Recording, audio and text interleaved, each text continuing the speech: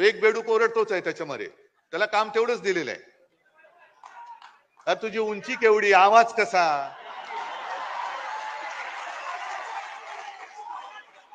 म्हणजे उंची पेंग्विनची, चाल बदकाची, आवाज कोंबडीचा.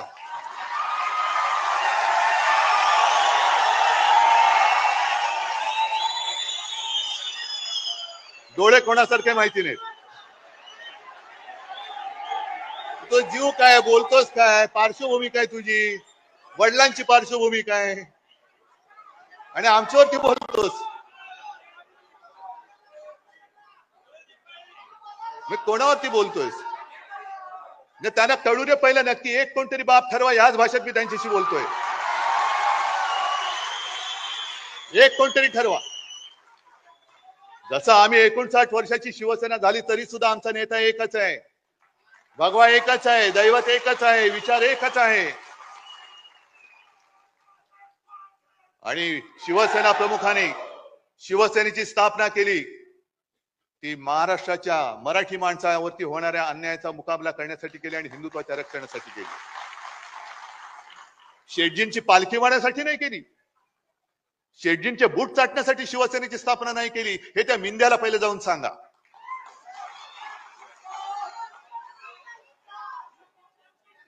हे एवढे गद्दारीने फसफसून टाकलेले आहे. मला आता ही चिंता वाटायला लागली. आम्ही बोलतोय, मी बोलतोय, अरे पण काय तुम्ही फरक बदल घडवणार आहात की नाही? महाराष्ट्र म्हणून काय उभे राहणार आहात की नाही? प्रश्न कोणाला, मुख्यमंत्र्यांना किंवा भाजपला विचारणार आहात की नाही?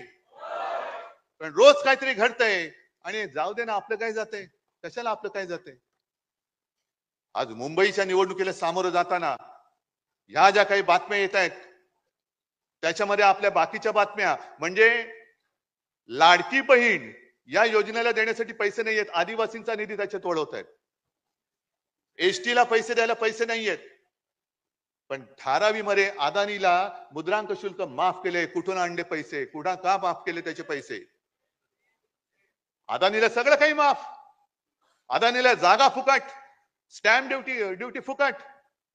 आणि जो मी केला होता, मी म्हणतो, मी म्हणजे आपण सगळे 500 फुटापर्यंतचा मालमत्ता कर, यांनी सर्वसामान्यांवरती मालमत्ता कर लादला.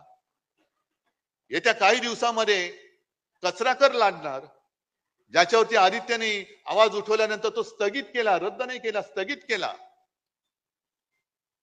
म्हणजे देवनाथचं जे काही डम्पिंग ग्राउंड आहे ते सुद्धा अदानीला देत आहेत आणि तो कचरा काढायचा पैसा हा मुंबईकरांकडनं घेणार.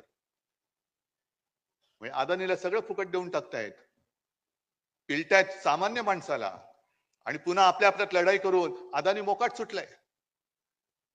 ही लढाई केवळ उद्धव ठाकरेची नाहीये, शिवसेनेची नाहीये. ही 1960 साली ज्या मराठी माणसांनी बलिदान देऊन रक्त सांडून ही मुंबई आपल्याला मिळवून दिली, त्या रक्ताची शपथ घेऊन ही मुंबई आम्ही आमच्यापासून तोडू देणार नाही, मुंबईचं महत्व खतम करू देणार नाही. म्हणून जर आपण उभे राहिलो तरी मुंबई वाचेल.